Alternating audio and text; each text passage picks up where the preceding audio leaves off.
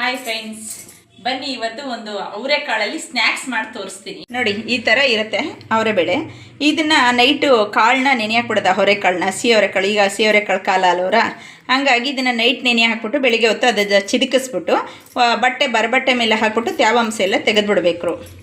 ಇದಕ್ಕೆ ಏನೇನು ಐಟಮ್ ಬೇಕು ಹೇಳ್ತೀನಿ, ಮಾಡೋದು ಯಾವ ರೀತಿ ಅಂತ ನಿಮಗೆ ತಿಳಿಸ್ತೀನಿ.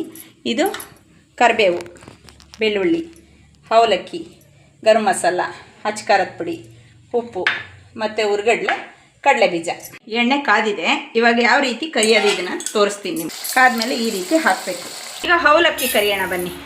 ಕರಿಬೇವಿನ ಸೊಪ್ಪು, ಹುರ್ಗಡ್ಲೆ, ಕಡಲೆ ಬೀಜ, ಬೆಳ್ಳುಳ್ಳಿ ಎಣ್ಣೆಯಲ್ಲಿ ಕರಿಬೇಕು. ನೋಡಿ, ಇದೆಲ್ಲ ಇಷ್ಟೆಲ್ಲ ರೆಡಿ ಮಾಡ್ಕೊಂಡಿದ್ದೀನಿ.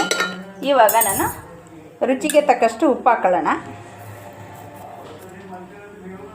ಈಗೆಲ್ಲ ಬಿಸಿ ಇದೆಯಲ್ಲ, ಕರ್ದು ಇಟ್ಕೊಂಡಿದ್ದೀನಿ. ಇವಾಗ ಖಾರದ ಪುಡಿ ಹಾಕೋಣ.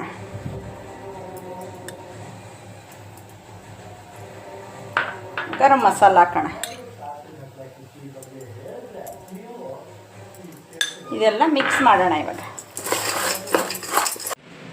ನೋಡಿ ಸ್ನ್ಯಾಕ್ಸ್ ಯಾವ ಥರ ಬಂದಿದೆ, ಕರುಮ್ನೆ.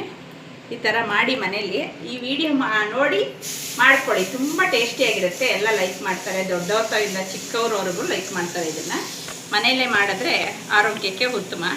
ಮತ್ತು ನೋಡಿ, ಶೇರ್ ಮಾಡಿ, ಕಮೆಂಟ್ ಮಾಡಿ, ಲೈಕ್ ಮಾಡಿ. Okay, thank you.